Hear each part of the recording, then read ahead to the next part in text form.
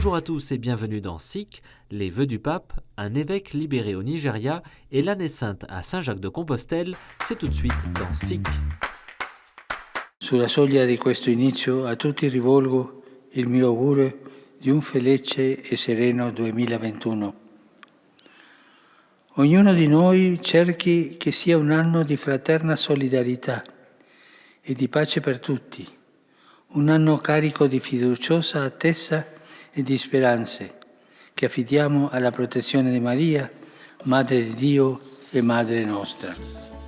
Lors de l'Angélus du 1er janvier, journée pour la paix et solennité de Sainte Marie, Mère de Dieu, le pape François a offert une méditation sur la paix. Elle n'est pas l'absence de guerre, mais une vie pleine de sens, vécue personnellement par le partage, a-t-il insisté. Après la prière de l'Angélus dans la bibliothèque du Palais apostolique, le pape a lancé un appel pour le Yémen, invitant à prier pour les enfants et la paix dans ce pays, ainsi que pour le Nigeria. C'est un soulagement pour les chrétiens du Nigeria. Monseigneur Chikwe, évêque auxiliaire du diocèse d'Owerri, a été retrouvé sain et sauf, ainsi que son chauffeur, 5 jours après leur enlèvement. Si les circonstances de leur disparition et libération sont encore floues, ce dénouement vient réconforter les chrétiens de ce pays qui souffrent de violences accrues ces derniers temps.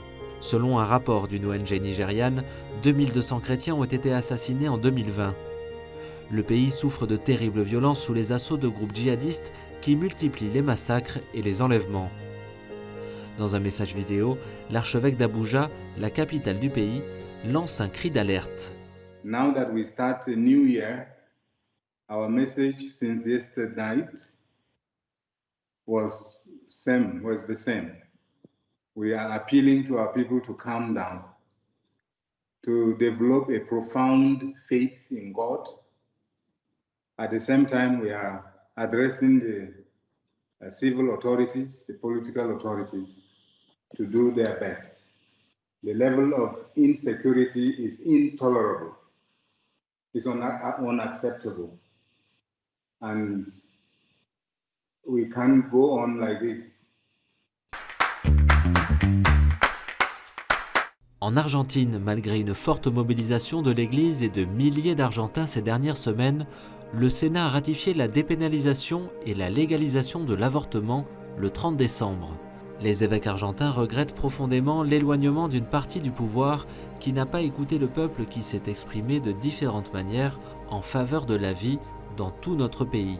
L'Église d'Argentine veut réaffirmer avec des frères et sœurs de différentes croyances et aussi de nombreux non-croyants qu'elle continuera à travailler avec fermeté et passion dans le soin et le service à la vie.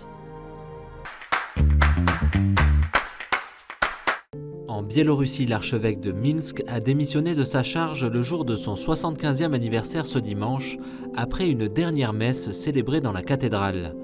Au cours de cette messe, l'archevêque désormais émérite a remercié Dieu pour le don de la vie et du ministère pastoral, pour l'opportunité de prier avec ses fidèles dans son pays natal. La réélection en août dernier du président Loukachenko avait entraîné des manifestations massives et des violences des forces de l'ordre dénoncées par certains prêtres. La réponse du régime ne s'était pas fait attendre, l'archevêque de Minsk, alors en déplacement en Pologne, n'avait pu regagner son pays, empêché par les autorités biélorusses de franchir la frontière. Il a finalement pu rentrer le 23 décembre et célébrer Noël chez lui, grâce à l'intervention du Vatican.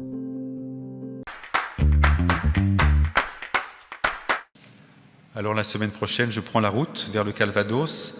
Certes, je reste en Normandie et dans la même province ecclésiastique, et cela ne n'est pas rien, mais je quitte néanmoins le diocèse de Sées. Alors comme les mages, je sais qu'il me faut repartir par un autre chemin. Comme les mages, je dois prendre aussi du temps pour me prosterner devant l'enfant Dieu. Comme les mages, je demande la grâce de me réjouir d'une très grande joie de cette nouvelle mission qui m'est confiée. Hier, lors de la fête de l'Épiphanie, avait lieu la messe de départ de Monseigneur Jacques Habert, évêque du diocèse de Sées depuis 10 ans. Il prend la relève de Monseigneur Boulanger en tant qu'évêque du diocèse de Bayeux-Lisieux le 10 janvier prochain à la cathédrale de Bayeux.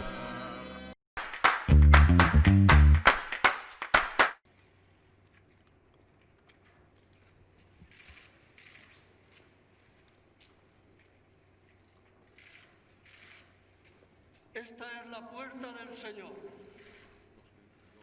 Los vencedores entrarán por ella. Monseigneur Julián Barrio, archevêque de Saint-Jacques, a ouvert hier la porte sainte de la cathédrale de Saint-Jacques de Compostelle, inaugurant ainsi une année sainte. Une cérémonie retransmise en direct sur la télévision régionale espagnole, Televisión de Galicia.